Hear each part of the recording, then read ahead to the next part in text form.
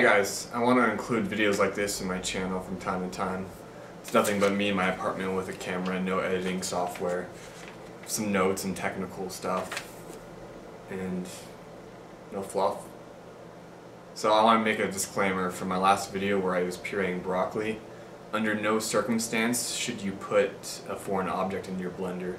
It can damage your blender, the item that you put in there, and most importantly yourself. Now my blender comes with an item called a plunger that fits in a hole on top of the cover of the blender, and it's meant to move objects around. Now if you own a blender where you can't necessarily move the object around and get it to puree smoothly, then there are other options for you. What I would suggest is adding liquid to your puree like water, vegetable stock, cream, and thinning it out a little bit so it will puree quickly. And if it's a green vegetable that you're pureeing and you want it to be a thick consistency, I would suggest putting a hot pan on the stove on like medium heat and quickly reducing the liquid out of it while stirring it with like a rubber spatula. That will get your puree thick and it will preserve the color if you cook it quickly enough. If you cook it slowly, then you run the risk of making it turn brown. Another good alternative is, like I said, add a good amount of cream, stock, maybe a little spoon of butter, and make a soup out of it. So I'll give you a little bit of background about me, well, recent background rather. I've been working in the restaurant industry for a while, and most recently, actually the reason why I got to finally creating these videos, which I've wanted to for a while, is because my priorities in life have changed a bit. I was recently involved in a really bad motorcycle accident because I used to ride street bikes, and a gentleman made a left turn in front of me and stopped in the middle of the road, blocking my flow of traffic, and I tried to dodge him, but I hit his right quarter panel. So long story short, I've been in physical therapy as well as mental therapy and other forms of therapy because I had a brain injury, and I had been in a collar for about 4 months, been out of work. So I'm back in work now. I've been back to work for about 2 months now, and loving it. I missed it so much, and I had a lot of time to think about these videos rather. So as this is me in front of a video, I kind of want to make this like a classroom setting. I'll have my practical side because I can cook all day, which I do, and I'm going to after this. But I want to teach you guys some stuff verbally. I think it will be a good outlet for doing this. So the thing I want to teach you guys today is how to make, in French it's called confit. Commonly you use duck legs. GPS signal lost. Oh, it's my phone talking to me. I'll turn that off. Classically you use duck legs, which cook really nicely and preserve for a long time. Now the word confit is spelled C-O-N-F-I-T, and it's a French word meaning to preserve, as far as I understand it. Now I can give you a whole history on preservation, but the process that we use here is curing the legs. So it's a long process. You can shorten it, but I prefer to do the whole thing correctly. You season the legs and let them cure for a day. Then you rinse the cure off and pat them dry and cover them in fat. Now I'm using duck fat because I'm getting it from a local butcher, which is available to me, but if it's not available to you, then you can cook it in regular oil, or bacon fat is another good alternative, and I'm sure you can get that wherever you're watching this video from. And the reason it's called confit is first you cure the leg, and second you slowly cook in duck fat. Well, classically you cook it in duck fat, and then you pull it out of the oven, and that's the second day. You cook it for about 2 or 3 hours until it's done. You let it cool down a bit, and then you place it in your fridge and let the fat solidify so it preserves, because there's not a lot of liquid left in the duck after it's cooked in the fat for a while, plus it's encapsulated in the fat, so it's hard for bacteria to grow in that environment. Now as far as the cure that I rub on the duck leg, I'm using what's called nitrate salt. Some people call it pink salt. Now there's a lot of, it catches a lot of flack online, and you'll see that people accuse it of causing cancer or causing terminal illness. But just like MSG, which I'll get to in a later video, it is perfectly harmless to you. I mean, in fact, it can, you know, it's not going to cure cancer or prevent you from getting cancer, but it can actually prevent you from getting bad foodborne illnesses. And the simple ratio I use, now I use parts. I think I used it in a video that I'll be releasing eventually. But I'll say like 1 part of this and 2 parts of that and 4 parts of this. So this is basically just a throwback to well, I learned it in probably 4th grade. You might have learned it in 5th or 6th grade, but parts are just a simple ratio.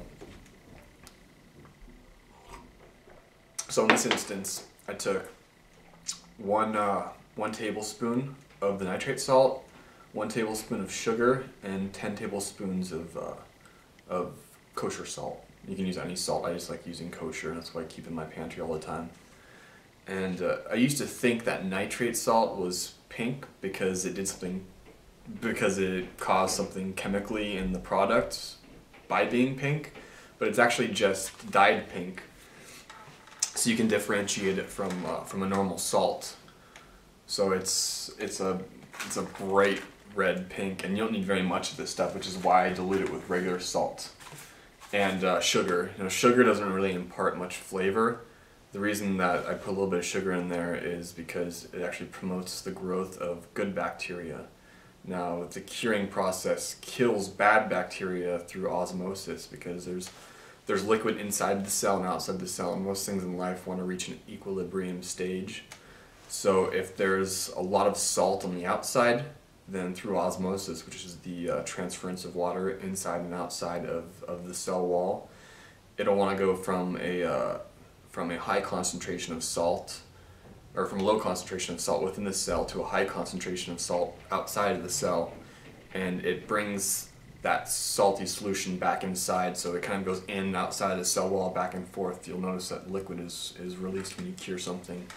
And the liquid will go out and come in and go out and come in until an equilibrium is achieved. In which case that bad bacteria is caused to be killed, because also through osmosis of the cell walls, a lot of liquid is taken out from the bad bacteria, and it causes dehydration and it kills those cells. So there are certain types of bacteria that can live in a water-free environment, but it kills most of the bad ones. Now, sugar helps to feed the good bacteria, which is an important reason why it's used in a cure.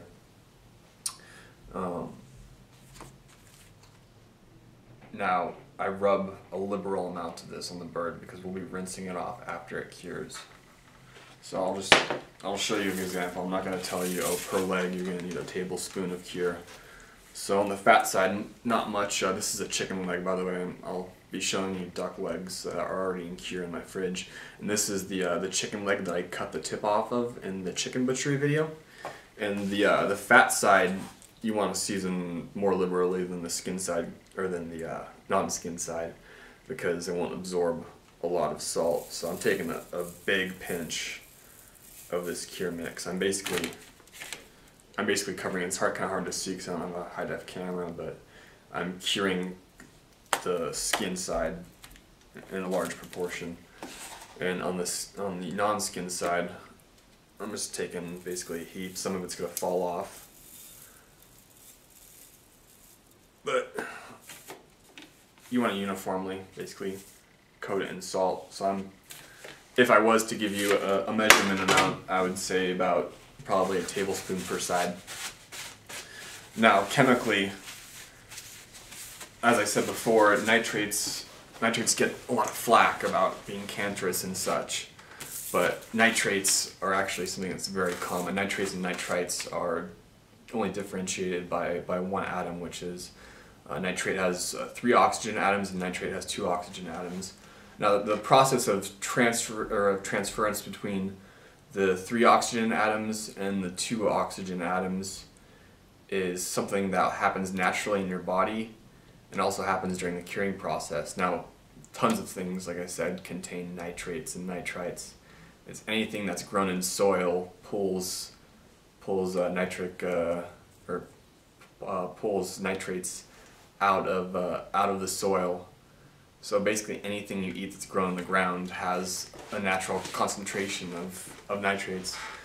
And now it's important in the curing process because when you have NO3, it converts to NO2 during the curing process, and then it further loses an oxidation state into nitric oxide by, sorry, I have to refer to my notes, which binds to iron in the blood, in hemoglobin. And this reduction in oxygen state, now I could go into this, but it's probably too technical to go into for a lay person. But this reduction in oxygen state results in a more pink and red colored meat. You'll see this in any meat that's cured and aged, like salami, sopressata. Basically anything that's cured and aged for a long period of time, you'll see that a pink color is achieved. And the reason I want this is because you don't necessarily have to put pink salt in your salt cure, but I like to be able to cook duck legs and they become more visually appealing when you cook them for a long time, and instead of being gray, they're pink. So for now, I'm going to leave those curing for 24 hours, at which point I'll remove the excess salt. They'll be nicely seasoned, but they won't be salty once they're finally cooked.